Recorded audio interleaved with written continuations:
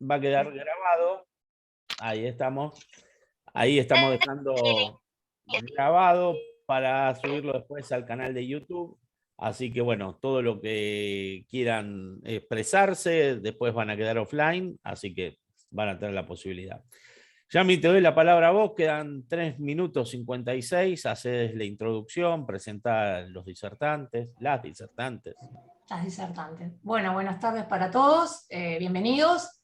Y hoy le damos la bienvenida y la presentación al equipo de voluntarias de Fundación Lazos. Está la doctora Lorena Vincenzetti, que es nuestra referente en la ciudad de Rosario, provincia de Santa Fe. Sí, las coordinadoras de CABA, la doctora Marcela Domínguez, sí, y la licenciada Adriana Mastral Lorenzo, y nuestra referente en la ciudad de Concordia, provincia de Entre Ríos, sí, la licenciada Celina Alejandro. Todas van a hablar desde su distinta interdisciplina, dos son abogadas, una trabajadora social y una psicóloga, las distintas temáticas de la violencia. ¿Sí? La violencia desde la comunicación en violencia de acuerdo a su esfera profesional, el abordaje desde su trabajo profesional. Va a arrancar la doctora Lorena Vincenzetti, después lo va a seguir la licenciada Adriana Mastro Lorenzo, la licenciada Celina Alejandro, y por último la doctora Marcela Domínguez. Bueno, si quieren, en 2 minutitos, 30 y pico de segundos, ya vamos largando. Bueno, le doy las gracias primero de todo a los dos que se conectaron, a todos los que después vean esto mediante el canal que tenemos en YouTube. Se va a subir al Facebook de la Fundación, vamos a estar también subiéndolo al Instagram. Y bueno, y más que nada queríamos desde la Fundación Lazos comenzar dándole la bienvenida a Lorena, a Adriana, a Marcela, a Celina, que esta es la primera del ciclo de conversatorios que vamos a hacer. Vamos a ver si nos podemos, la idea es trasladarnos por el país para poder hacer algo en Rosario, para poder hacer algo en Entre Ríos. Vamos a tratar de ir viendo las posibilidades que vamos teniendo, no solo de disposición horaria, sino también económicas, a ver si conseguimos algún sponsor, alguien que nos lleve y nos traiga. Así que bueno, si le parece, ganamos 1 minutito 23 y Lorena, puedes ir haciendo tu introducción. Perfecto, perfecto.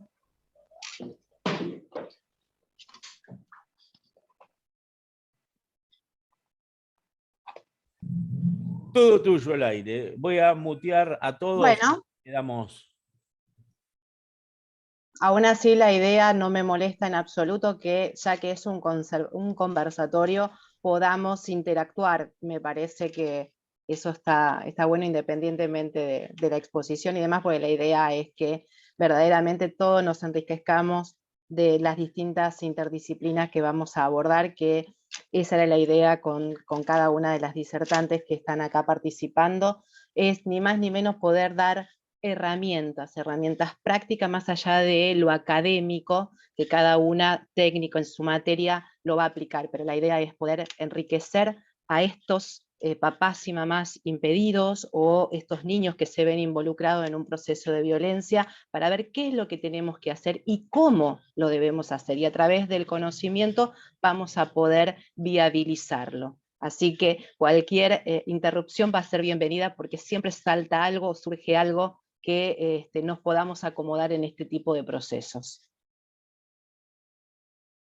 Muy bien, ahí habilité todos los audios, como dijiste vos, el que quiere consultar. Tal cual, preguntar, exacto. Pregunta. Bueno, cuando me digas, Pablo, que ya empezamos, empezamos. Dale nomás. Bueno, bárbaro. Bueno, primero, de Rito, hay dos cosas. Agradecer nuevamente este tipo de conversatorio, porque vuelvo a repetir, una cosa es que estamos acostumbrados a hacer los congresos, jornadas y demás, y que pueda estar abierto a toda la sociedad para que podamos introducir en este tipo de temas a aquellas personas que están sufriendo en primera persona este tipo de conflicto. Me parece que no solamente que conozcan los derechos que tienen, sino también cómo deben hacer que se cumplan y garantizar esos derechos, me parece que es elemental. Y el conocerlo y el saber cómo viabilizarlo implica también tener una herramienta en la mano de también cómo elegir al profesional que nos va a representar en este tipo de situaciones tan complejas en las cuales se encuentran muchos progenitores y progenitoras.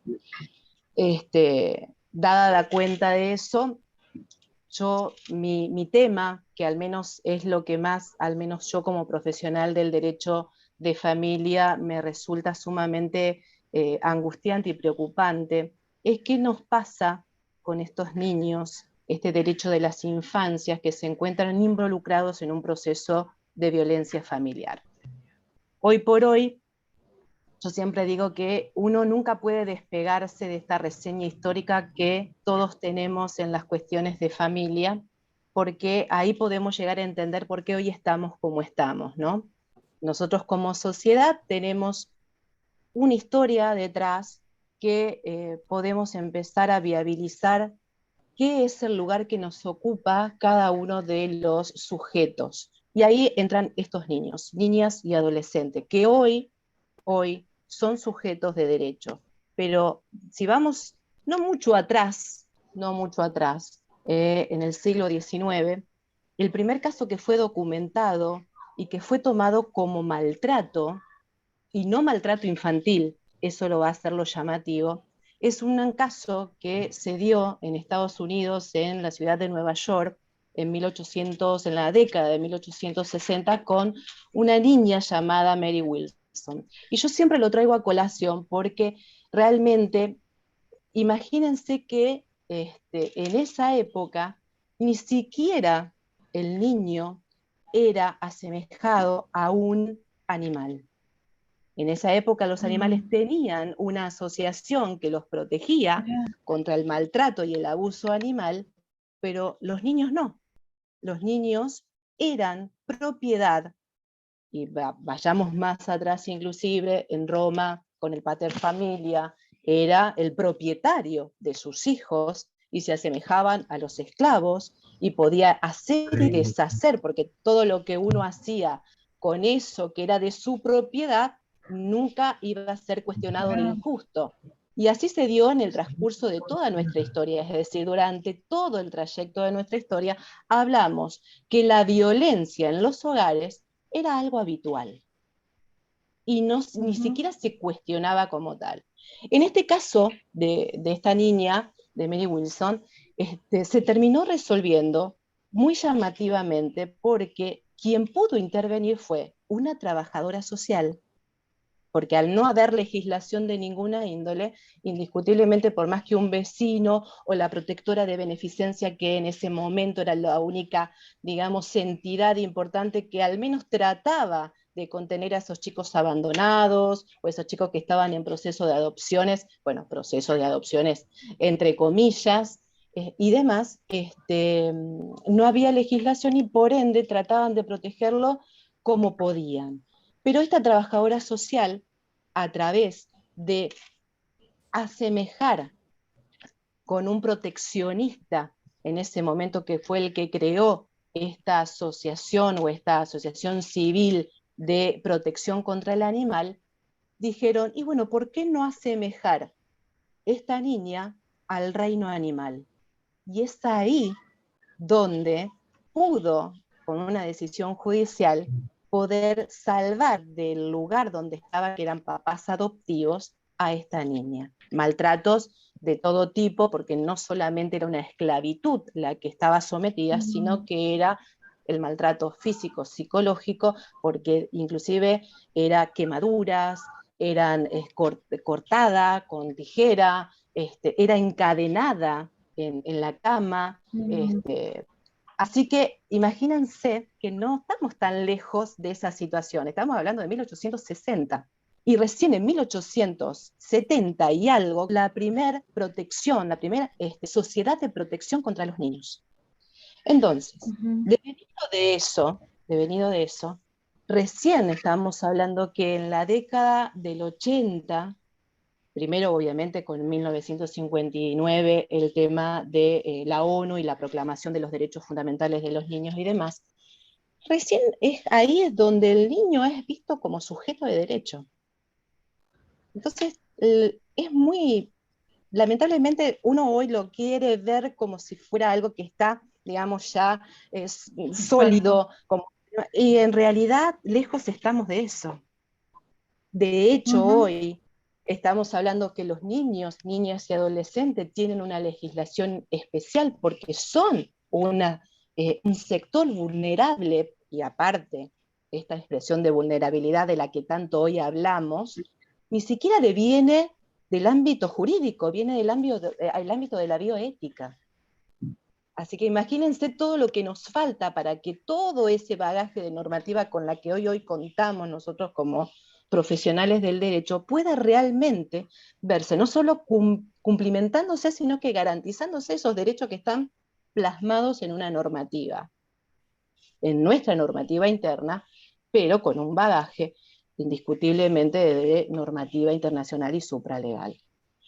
Frente a eso, hoy nos encontramos nosotros como efectores y auxiliares de la justicia en procesos tanto de violencia familiar como de violencia de género, en donde los niños, niñas y adolescentes que están ahí involucrados con una indefensión absoluta. ¿Y por qué llamo indefensión absoluta? Es decir, esa tutela efectiva de la cual supuestamente los niños son sujetos de derecho, muy pocas veces la vemos que realmente se respeta. Porque primero hay una aproximación con perspectivas de género donde tienen al menos a mi modo de ver, y me hago cargo de lo que digo, cierto privilegio al momento de ejercer esta protección especial, que indudablemente en muchos casos son indiscutibles, pero nos olvidamos a estos sujetos de derecho que no tienen voz. Si bien hay artículos específicos y tratados internacionales y convenciones que así determinan que el niño sea huido, muchas veces, que de hecho inclusive tengan un patrocinio letrado para poder ser asistido como sujetos de derecho dentro de un proceso, y muchas veces nos encontramos los abogados de familia con que ni siquiera nos permiten que estos niños sean oídos, y muchas veces que tengan el patrocinio de un abogado del niño. Entonces, la problemática más grande, y yo lo voy a hablar desde el fuero en el que me encuentro en la ciudad de Santa Fe, y que al menos en la ciudad de Cava tienen algunas cositas que al menos yo particularmente las celebro, porque al menos marcan la diferencia en estos procesos de violencia, sea de violencia familiar como de género, en donde nosotros la particularidad que tenemos en la provincia de Santa Fe es que la ley de violencia familiar, que es una ley especial, lamentablemente las medidas autosatisfactivas no tienen plazos. Por ende, la gran mayoría de las veces nos encontramos que estos niños que están en el medio de este proceso quedan al cuidado prácticamente en forma exclusiva, de hecho, con uno de los dos progenitores, impidiendo de alguna manera que estos otros progenitores no convivientes de los menores ni siquiera puedan tener el derecho a la debida información. Y ni siquiera estoy hablando del debido contacto, el derecho a la información. Es decir, estos papás o mamás que no fueron convivientes se encuentran que ni siquiera tienen la posibilidad de saber cómo están sus hijos.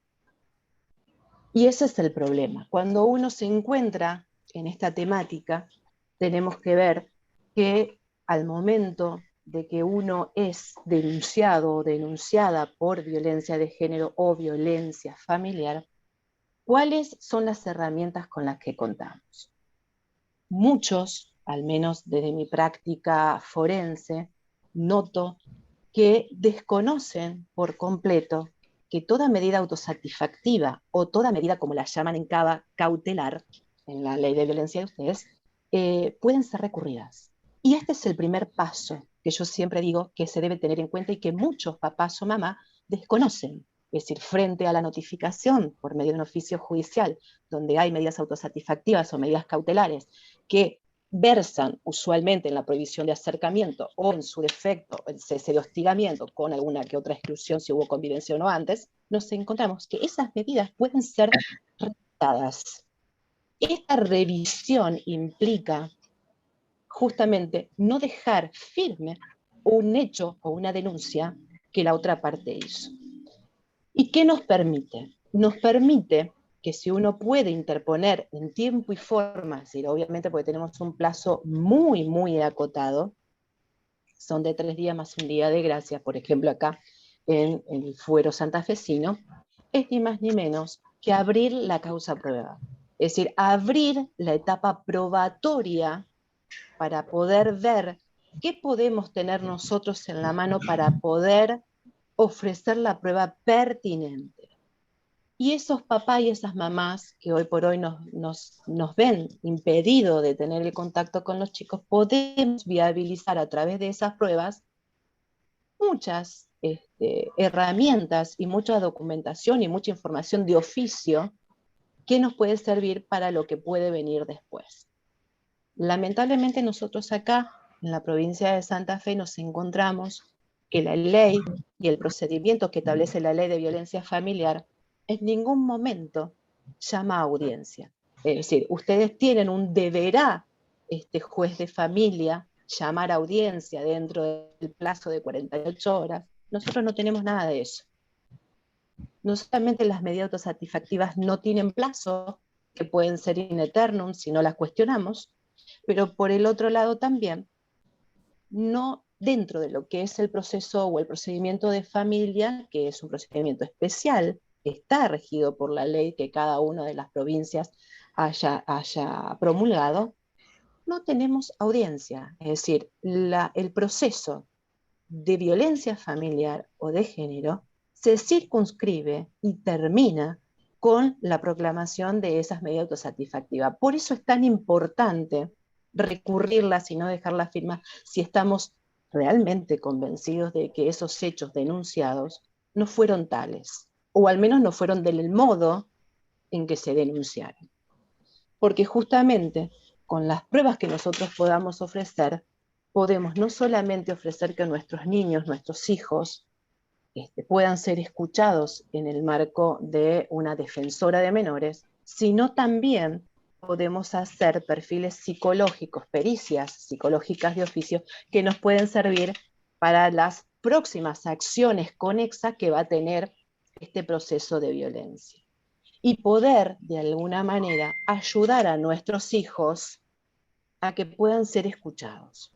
Si nosotros no hacemos eso, si nosotros no podemos cuestionar esto, medidas autosatisfactivas o medidas cautelares, lamentablemente tenemos que empezar a recorrer un camino que es interminable, que tiene que ver, por ejemplo, nosotros en la provincia de Santa Fe, con mediaciones que son prejudiciales y obligatorias de acuerdo a la acción que uno quiera, y eso se traduce lamentablemente en meses. Meses que si esta mamá o papá que detenta el cuidado de hecho personal de los niños, hace que lamentablemente con el otro papá o mamá conviviente no puedan tener contacto. Y convengamos que todo tiempo que nosotros tengamos que ver con relación a nuestros hijos y a la debida comunicación, es elemental que se vaya achicando y no, lamentablemente, depender de acciones que se tengan que hacer para poder ver. Aún así, la podamos iniciar o interponer como una cautelar. Lamentablemente, la celeridad no es lo que nuestra justicia detenta. Sí, tu tiempo. Qué lástima, qué lástima. Porque bueno, quedan muchas cosas por hablar. Y yo me engancho, chicas. Del teléfono, pero yo me engancho. Pero bueno, la idea es poder transmitir a estos papás y mamás no convivientes que están aquí, es poder saber qué hacer. Y ese hacer, el primer paso que tienen que hacer y saber lo que tienen que hacer es recurrir. Nunca quedarse con que estas medidas autosatisfactivas o medidas cautelares que fueron dictadas dentro del marco de la violencia no se puede hacer nada. La gran mayoría dice que no se puede hacer nada y eso no es real, eso no es cierto.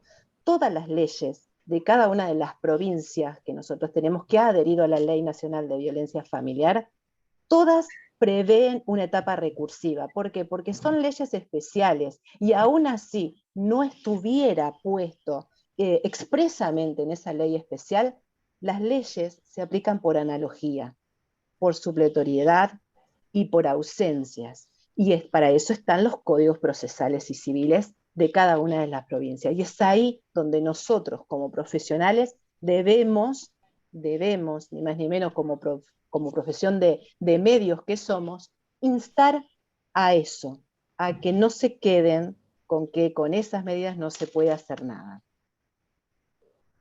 Muchas gracias, doctora. Decime. Quédate para el final para las preguntas. Para todo, para lo que sea, sí. Quedó mucho, lamentablemente. Bueno, ¿quién continúa? Me apuraron. ¿Quién sigue, Yami? Continúa. Adriana. Adriana. Bien, Adriana, todo tuyo.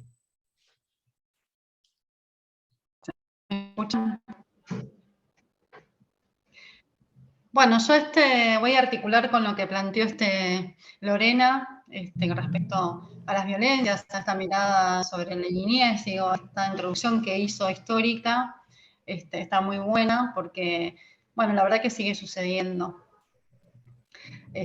Sigue habiendo violencia familiar, digamos, y desde esa perspectiva, digamos, yo voy a hablar de lo social, soy trabajadora social, así que mi perspectiva es de ese lugar, sobre específicamente la violencia de la maternidad. O sea, quisiera poner en discusión, un debate y poder reflexionar sobre esto, sobre cuando es la madre la que ejerce violencia sobre los hijos. ¿Sí? Y si puedo compartir pantalla,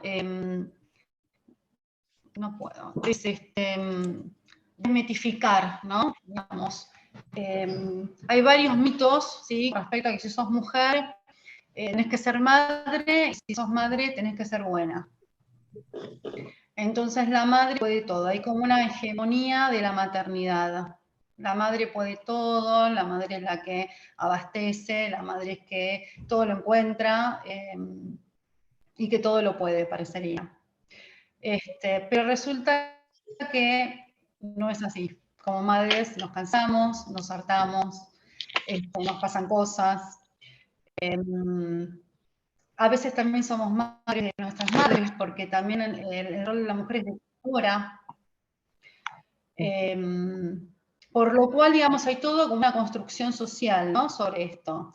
Ahora, ¿qué pasa cuando sos madre y no podés maternar? Hay una diferencia, ¿sí? Entre ser madre y maternar.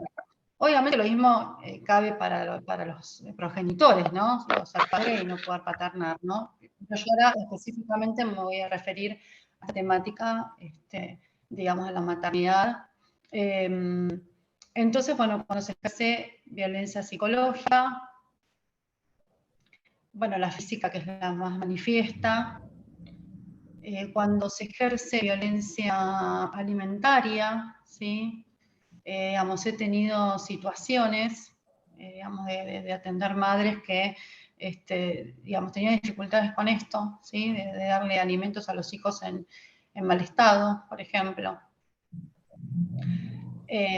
Después, adultizar a los hijos, ¿sí? A los niños y a los adolescentes y niñas, digamos que es cuando se les cuenta todo a los chicos, ¿no? Por decirlo vulgarmente. Son parte, digamos, de la situación de los adultos y, digamos, y poder reflexionar sobre esto, ¿no? Que los niños, niñas y adolescentes no son ni adultos en miniatura, ni crecen de golpe, que es un proceso. Y después, bueno, están los sistemas de protección, ¿no? La verdad que no puedo abrir el power que tenía. A ver si todo está. Porque está la ley